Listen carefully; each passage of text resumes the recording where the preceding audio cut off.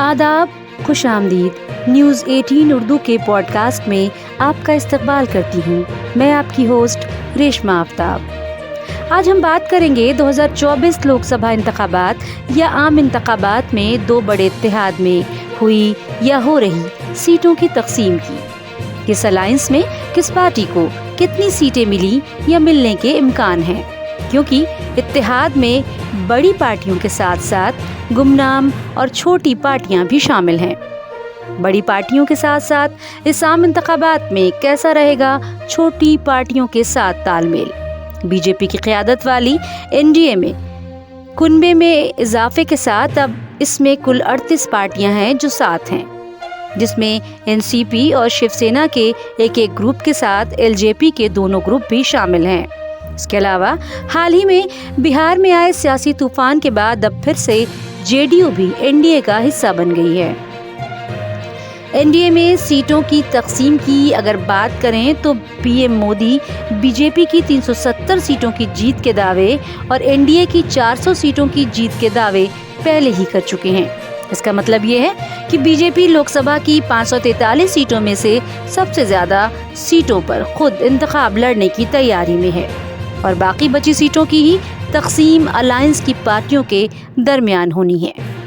अब देखना यह है कि किस रियासत में किसके हाथ कितनी सीटें आती हैं। अगर हम बिहार की बात करें तो बिहार में लोकसभा की 40 सीटें हैं। इनमें बीजेपी 17 से 18 सीटों पर इंतखाब लड़ना चाहती है, जबकि जेडीयू को 14 से 15 सीटें मिलने के इम्कान है।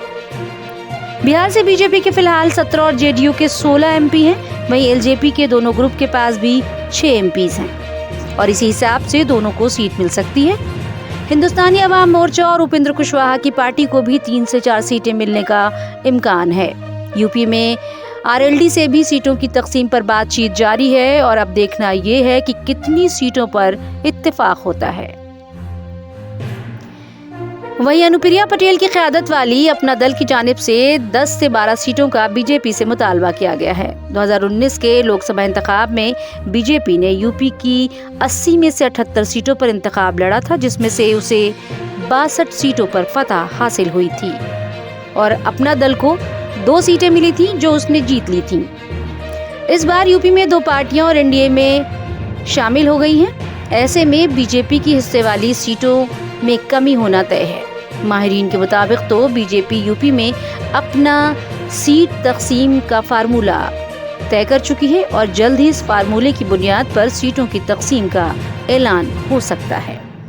वहीं अगर इसके अलावा हम पूरे हिंदुस्तान की बात करें तो बीजेपी सीट शेयरिंग यानी कि तकसीम के मामले पर 2019 के फार्मूले पर अमल कर सकती है, या जिन रियासतों में बीजेपी में नई पार्टियां शामिल हुई हैं उनमें पार्टियों के हिसाब से थोड़ा रद्द बदल मुमकिन है। ये तो हुई एनडीए की बात। अब बात करते हैं इंडिया अलायंस की, जिसकी क़यादत कांग्रेस कर रही है और इस अलायंस की सबसे बड़ी परेशानी ये है कि कभी कोई पार्टी साथ आ रही है तो कभी कोई साथ छोड़ रही है। इन सब के बीच सबसे पहले बात करते हैं आम आदमी पार्टी और कांग्रेस के दरमियान सीटों की तकसीम की, जिसका ऐलान हाल ही में किया गया। दिल्ली, गुजरात, हरियाणा और गोवा में दोनों पार्टियां मिलकर इंतखाब लड़ेंगी। दिल्ली में आप 4 सीटों पर और कांग्रेस 3 सीटों पर इंतखाब लड़ेगी। गुजरात में कांग्रेस 24, आप 2, हरियाणा की सीट आपके खाते में, तो कांग्रेस की सीट चंडीगढ़ में कांग्रेस की सीट मिली है और साथ ही गोवा की 2 सीटों पर भी कांग्रेस इंतखाब लड़ेगी। वहीं यूपी में एसपी कांग्रेस में भी सीटों के तालमेल पर इत्तेफाक हो गया है और यूपी में कांग्रेस 80 सीटों में महज 17 सीटों पर ही इंतखाब लड़ेगी, जबकि समाजवादी पार्टी 62 सीटों पर अपना दम दिखाएगी, जबकि 1 सीट आज़ाद समाज पार्टी के सरबराह चंद्रशेखर आज़ाद को दी जा सकती है। वहीं मगरबी बंगाल में टीएमसी सरबराह ममता बनर्जी ने पहले तो अकेले ही इंतखाब लड़ने का ऐलान कर दिया था, लेकिन अब फिर से बंगाल में बात बन गई है और कांग्रेस और टीएमसी के बीच सीटों की तकसीम तय हो गई है। पहले जहां ममता दीदी कांग्रेस को 2 सीटें देने पर राजी थी, वहीं अब बात 5 सीटों पर तय हो गई है, यानी कांग्रेस अब मगरबी बंगाल में 5 सीटों पर इंतखाब लड़ेगी। उधर महाराष्ट्र में भी कांग्रेस ने बातचीत शुरू कर दी है और जल्द ही सीटों का ऐलान होने की उम्मीद जाहिर की जा रही है। इसके अलावा दीगर रियासतों में भी जल्द ही सीटों के फार्मूले पर इत्तेफाक होने की उम्मीद है।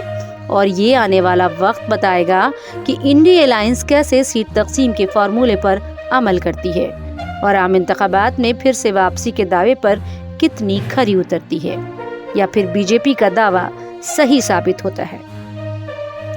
ان سب کے بیچ کل ہوئے راجیہ سبھا انتخاب میں ہماچل میں بڑا کھیلا ہو گیا ہے۔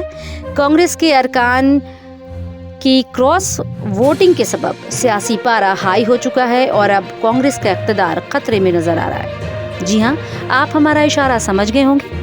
اگلے پوڈ کاسٹ میں ہم آپ سے بات کریں گے ہماچل میں مچے سیاسی ہنگامے کی۔ ہمیں اپنی رائے کمنٹ سیکشن میں ضرور بتائیں اور تب تک کے لیے مجھے دیجیے اجازت۔ خدا حافظ۔